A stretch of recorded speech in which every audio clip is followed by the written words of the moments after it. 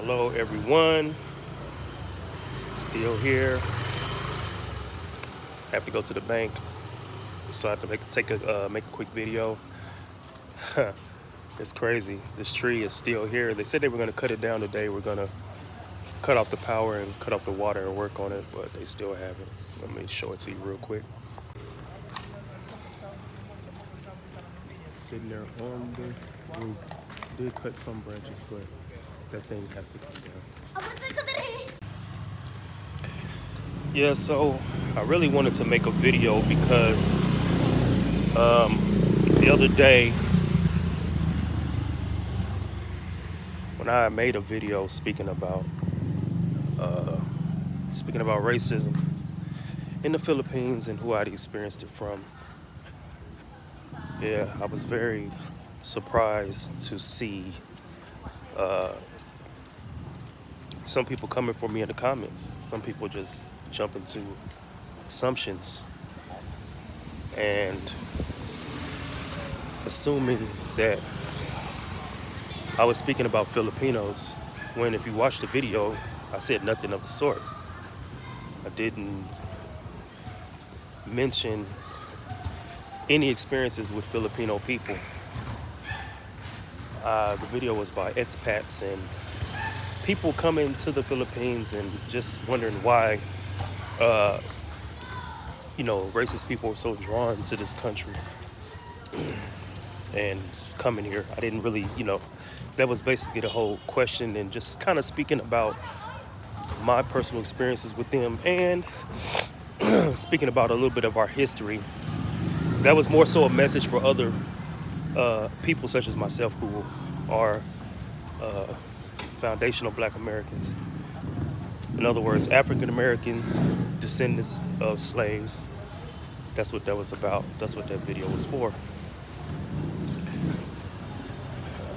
So that's basically who I was talking to, but some people got offended and seemed like the video was about them, which it wasn't. So I really didn't understand why people just took that angle and just decided to speak about things, and really just basically some people just essentially just took the time to just express themselves and say, basically, I guess they've been holding it in and just had something to say. People had opinions about the N-word and how we perceive things and talk about things.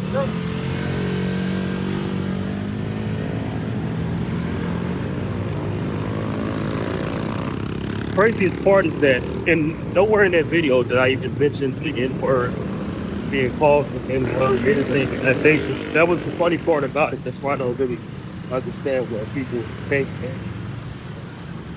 When people, where that came from, that's what really tripped me out, because that wasn't the point of what I was saying or what I was talking about. But yeah, you can see some of the comments. You can see how some of the people reacted. I mean, they really just went on a tangent talking about, don't bring that to our country. And if you don't like the word, why do you use it?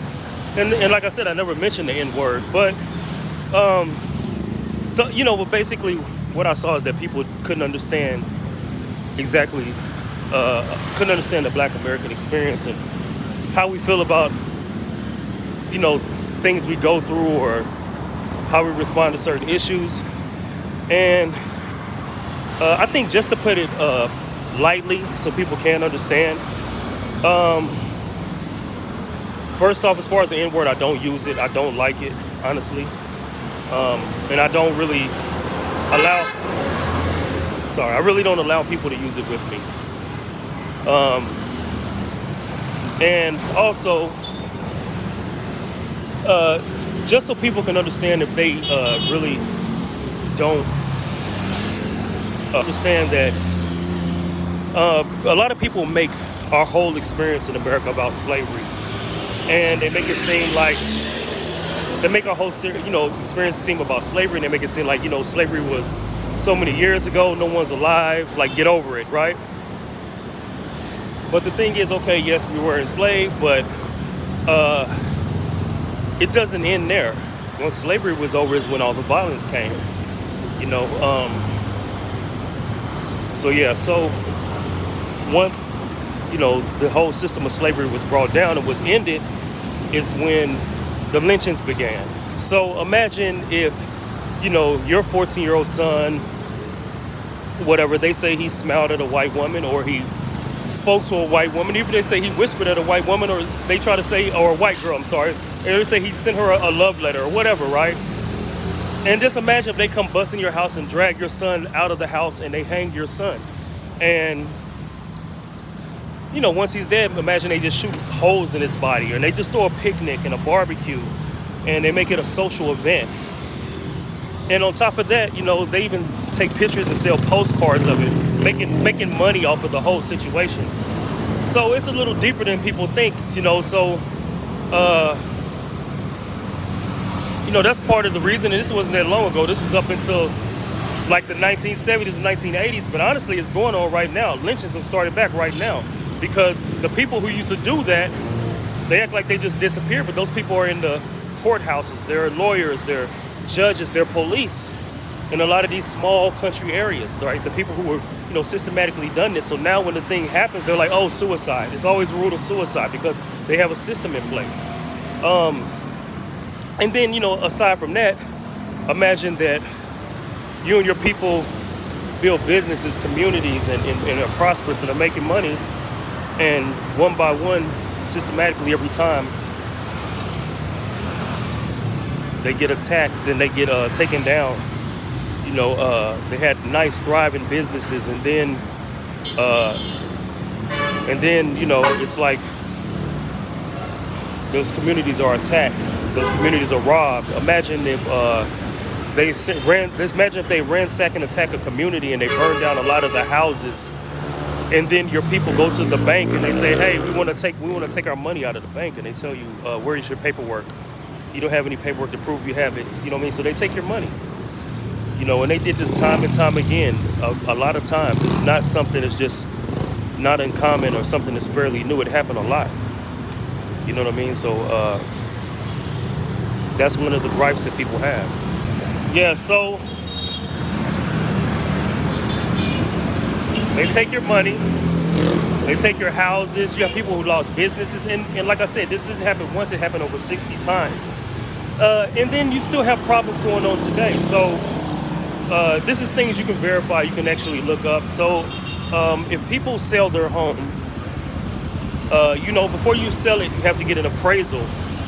You have to get it appraised. Basically, you're getting it, valued. Like, how much is it worth? Because whoever buys it has to go to the bank, and they have to get a loan approved for that amount. So even now, people who have black households, who have pictures of their family and on the wall and different things like that, their houses are being valued less. Their houses are being worth, being priced less than what they're actually worth. And so people have to take their pictures off the wall, because, a person may come in there. You've had circumstances where people come in there and say your house is worth $350,000, and you knew it was worth $500,000. So you're like, let's get another appraiser, take all the pictures off the wall, maybe put up some white pictures and put a white family in there, and they come in there and say, oh, it's worth $500,000. It's different things like this that people don't realize. And then on top of that, when immigration was opened up, and we were the ones who fought to have immigration opened up, they turned around and used it against our community. Even though we fought and helped different people. So one thing about black people, we really don't have racism in our DNA or in our body. It's really not a part of who we are. We fight for everybody. You know what I'm saying? Or we embrace everyone. We love to joke and talk about people. That's part of the culture. That's the way we show our love. A person may say, "Oh man, you got skinny legs. You need to eat more. You must be starving." That's part of our culture. It's not necessarily a thing of hate. Some people can't take it though, and it has led to some disagreements and bad outcomes for different people. But it's not really done out of hate. So yeah. But for all my Filipino people, Hey man, it's nothing but love. You all don't have to be so sensitive, but I would like you to know that from a conversation or a talk being given where certain topics are not brought up or certain people are not even addressed or attacked, but for someone to just jump to a conclusion and start using the N word all throughout the comments and and talking about you must not like your color, whatever, silly ass stuff. I don't know, but the point is that you're basically showing something that's already in your heart. And I like to say shout out to the people who did come into the comments and speak to those other people behind their comments, or who sent messages to me saying, hey, ignore them. Shout out to you, man. It's all love. No time for foolishness, no time for hate and idiotic ways, Let's just live life. That's it. Just live life. There's too much foolishness going on in the world. You have to be able to live your life a certain way so you can be proud of the way your story ends, because you don't want to end it on a bad note, because this is not the only stop. There is no such thing as death. You either live forever or you burn forever. Choose wisely.